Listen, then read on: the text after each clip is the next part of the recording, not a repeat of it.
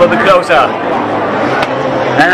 Yeah, we're here this first year at the Food Expo at the Convention Center this year, and really high expectation on the show. I want to show you two of our signature products. We start with the 1998 Huxelrebe, a sweet wine from Rheinhessen. I call it liquid honey, and the price point is 450, and we just have 100 bottles left of this wine. Really nice wine, really smooth, gentle, sweet, perfect dessert wine. So another really nice product we're having here at this year's show is the Fumé. It's Sauvignon Blanc Fumé, an oaked Sauvignon Blanc. Germany is not famous for Sauvignon Blanc, but keep that in mind, Germany's getting better and better in producing Sauvignon Blancs.